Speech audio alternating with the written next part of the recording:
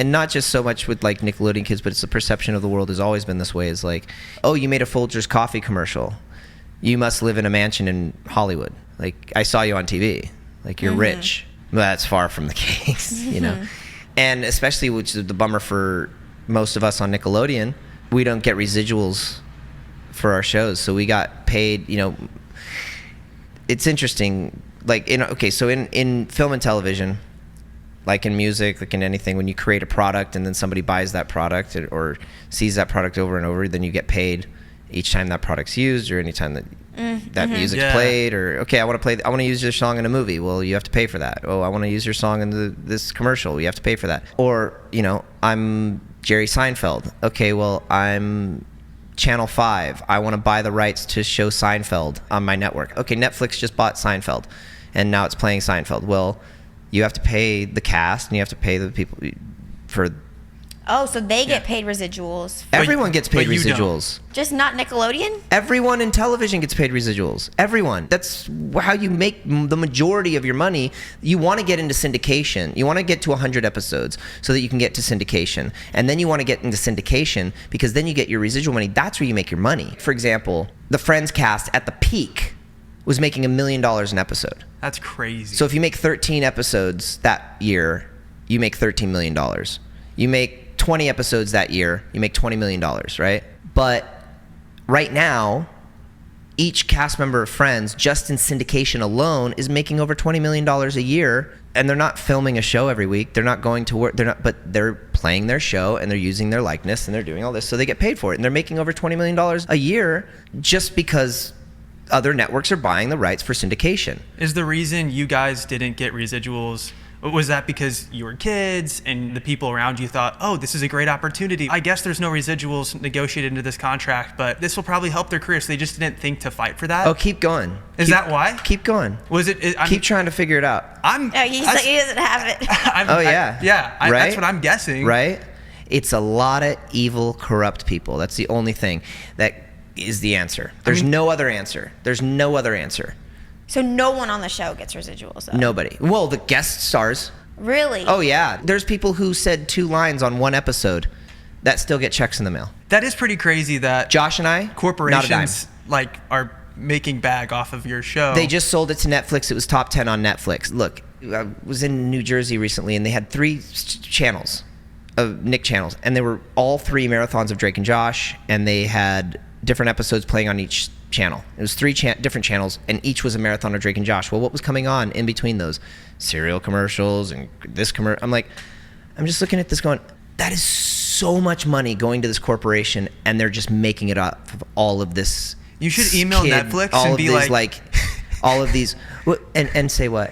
And say, hey, I know you legally don't have to give me anything, but could you just throw me a bone over here? Yeah. And then do a Taylor Swift. My name is literally the name of the show that you just bought rights to. Yeah. Throw me a bone, please. You would think, right? You would think. Yeah. Just, I don't know. That's crazy, though. That's and then wild. they do everything that they do to us mentally and emotionally, and then throw us to the wolves, and we're like, okay, cool. I got rent this month. There's 3 channels doing Drake and Josh marathons. Netflix just bought it. It's top 10 on Netflix, and I got to figure out how to pay my rent this month. And some fat cat with a cigar is just sitting up at the top of Viacom just going, hey, isn't it great getting high on child labor? So I take it you don't have a great relationship. If we were making shoes, somebody probably would have come in and saved us, but we weren't. We were entertaining you. That's heavy. I mean, that's definitely true, and that a lot of that probably has to do with like the perceived glitz and glamour of Hollywood too. It's like, oh, well, they're living better than all of us, you know. And the other thing is like, oh, we don't get residuals. Well, I don't get residuals at my job. Like, stop whining. Like, you got to live a great, fantastic, like rich life. And it's like, no, you don't. Like, people don't understand how the business works. The business side of this. They just see what the perception is on Instagram and social media and all of the glitz and the glamour of Hollywood. But it's like, for example, if you get a guest spot on a television show, you're going to get paid maybe $1,000. you're probably going to be a resident of California because if you're an actor, you're going to be probably residing in California. You're going to get taxed. So you're going to get your 30% tax on California. You're going to get your 50% tax from the federal government. Then you're going to have to pay 10% to your agent. Then you're going to have to pay 15% to your manager. Then you're going to have to pay 5% to your business manager. Then you're going to have to pay your publicist. And then you're negative. You're in the red. Like, you're not making all of this crazy money. It's all gone. And then you're not even accounting for the parking tickets that you had to pay for when you got to that audition because you didn't know that you were going to be in the audition room for an hour instead of 30 minutes. But you couldn't leave. You can't go out and pay your parking because they're going to call you in, or you're actually in the audition room and you're getting the $75 parking ticket and you have another audition that you have to go to and pay a $30 parking for that place. And then you live in LA, so you have to have a car, so you have to have your car insurance, you have to have your car payment, you have to pay for gas, you have to. So where is all of this money? Yeah. And then they set us up. We're kids. We're working on some kids this show. We're adolescent. We don't know what's going on, and we're like, okay, cool. Like, this is going to set us up. Like, we're putting in all of this work. This company, this corporation is making billions with a B off of us, and yeah, we're being compensated for the week of work. Cool, but that's it. And forever, in perpetuity, it literally says in the contract, across universes and galaxies and planets, like, I don't know the exact. Actually? Literally. If Elon gets us to Mars and they show Drake and Josh, it's impossible for me to get paid for it. Do you think it's... They were really thinking there. Yeah, wow. I never even knew that was a thing. Do you think it was situations like that led to bankruptcy? Absolutely. Because you're also living in a situation where you're like, okay, obviously we're not working 52 weeks a year. We're not working like a normal job. So we do have to say, okay, we're only doing 6 episodes. We're only doing 13 episodes. And we had weird seasons. Oh, we're doing 22 episodes. That's only 22 weeks of work. You got to make that last throughout the entire year. And like I said, with all of the expenses and all of the things, especially when you're actively working on a show, then you actively have publicity that you're paying for. That, sometimes you can put your publicity on hold. Oh, I've got a project coming out in 3 months.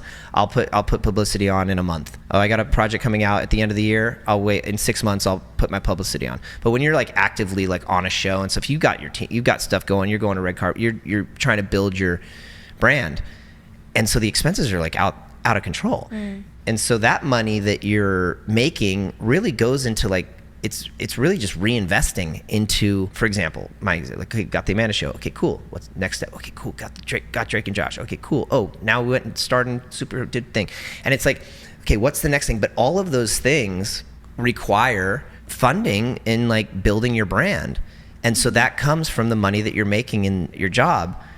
But unfortunately for us, everyone else who's ever worked on a television show gets money when their shows air and their shows play. And we have, like, there's nothing, Luckily for us, it was our real names. You could take the cast of Zoe 101 and just put them all. I had friends who went into Target and didn't even know that their faces were on T-shirts. Oh, no way. Yeah. And literally we're like, that's my face on all of these toys and shirts and everything, but because it's Nickelodeon and the way that they structure their deals, we get nothing for it. Nothing. Do you have any good relationships with people at Nickelodeon now, or is not that at kind Nickelodeon? No. Not Nickelodeon. This is the other misconception when you don't work in the industry, and you got to understand the difference between the production company and the network, right? So the production company like Schneider's Bakery or Toll & Robbins or whoever, that's like the company that's making the show. Yeah. But the company that owns the show and is putting it on TV and doing all that is Nickelodeon. And then the company that owns Nickelodeon is Viacom. When we complain about Nickelodeon and they didn't pay us, they don't give us residuals, there were things that were allowed to be on our shows that probably pushed the envelope, we shouldn't have happened, things like that. That's not coming from our production company, like our family over here making the show. There's a conglomerate that's making those decisions. So a lot of times, like, I've seen a lot of people who have worked on my show be demonized, like, wait, what do you mean they don't get residuals? Like, how could that person or that person or that person? I'm like, no, they don't control who, like, our pay and everything. Like, just because they're an executive producer or they're a head writer or they're the boss of the show, like, they don't control like what we get paid or what our residuals are going to be or what our deals are. Like, they have nothing to do with that. That's Nickelodeon and Viacom. Gotcha. Which is interesting because when Quiet on Set came out, you know, they were demonizing it so heavily that, oh, look at how they're sexualizing these young girls and putting them, it's this big bad man that's doing it, and it's these men that are putting these women. When the president of Nickelodeon during all of that was a woman. And no one, I have not seen in one documentary, I have not seen in one YouTube video, everyone goes after one person. Okay. The president of the network was a woman that had to sign off on every single script, had to sign off on every single edit of every single show, had to sign off on every single joke. The president was Seema, and you had Paula Kaplan, who was second in command.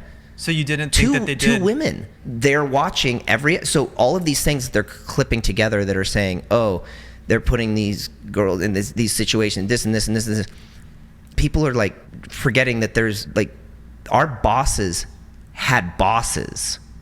And those two bosses were women that were like, everything that everyone's mad about, go say those two names, because that's who signed off on every single. You couldn't put a joke in an episode without them saying it's okay. You couldn't dress me in blue jeans if they said they wanted black jeans. Yeah. Like this is the boss, head boss.